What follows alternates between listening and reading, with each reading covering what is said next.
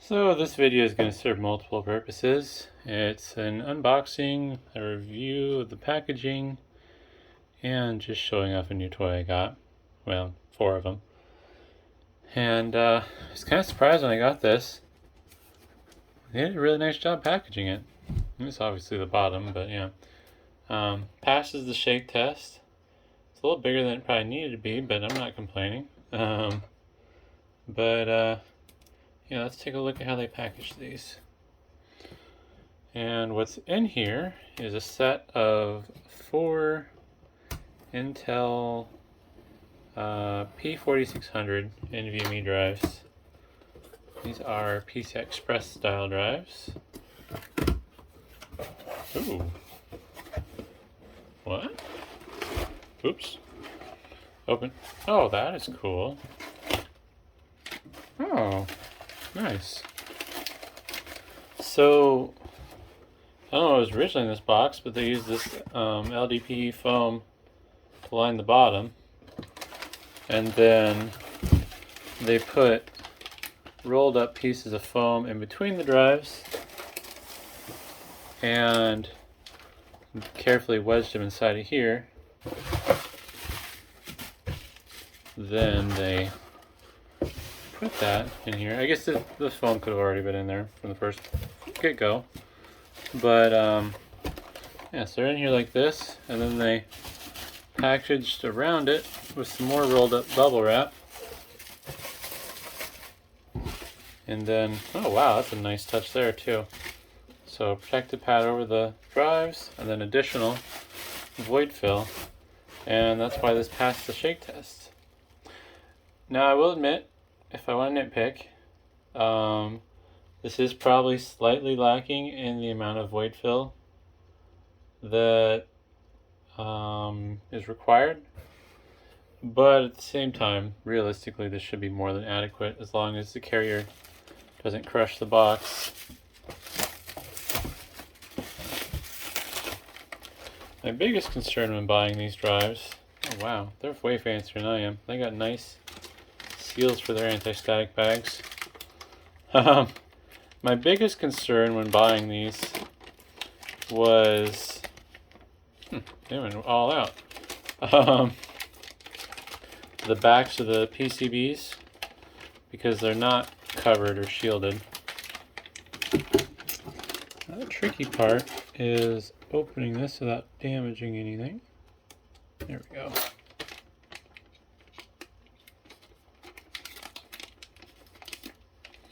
I didn't want to nick the card by cutting into it, the tape too deep.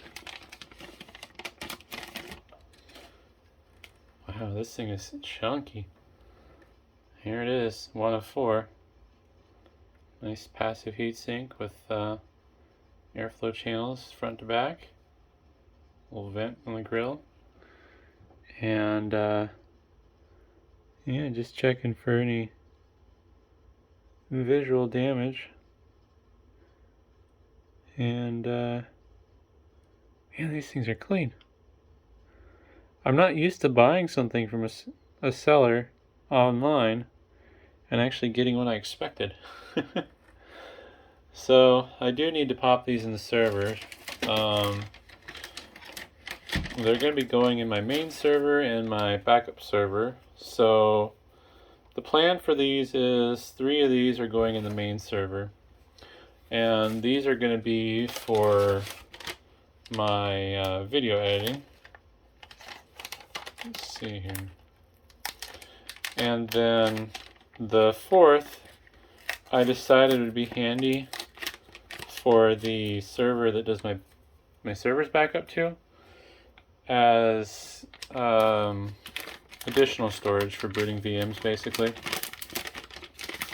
So one of these will go on that server, and then I'll move the boot drives of the VMs to the NVMe.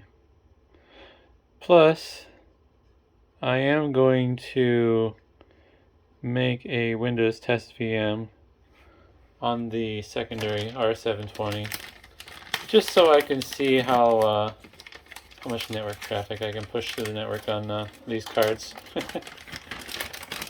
It's not necessary, but it's fun. But yeah, I can't believe how heavy these are.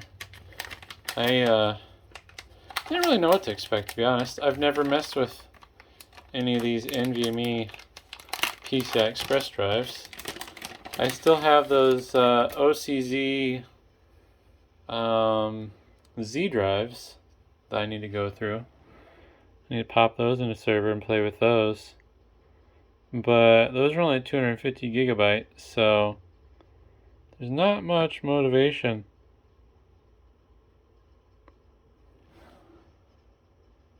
Yeah, these things are pristine though. I can't believe how clean they are. I mean, they probably came from a data center, so not a person like me was using them. Yeah, my server's really dusty right now, both of them. It's kind of sad. But yeah, these are exciting. I don't know if they're going to require any firmware updates or not, so they will have to go through just some basic testing first, run the Intel diagnostics on them. But yeah, these are in great shape. I don't believe I mentioned it, but these are 2 terabytes each. Let's see here. Yep. So, it's Intel SSD Data Center P4600 series, 2 terabyte. And these are PCI Express X4 NVMe, I believe Gen 3. Intel's made all their specs disappear off the internet though, so I don't know how to verify that stuff now.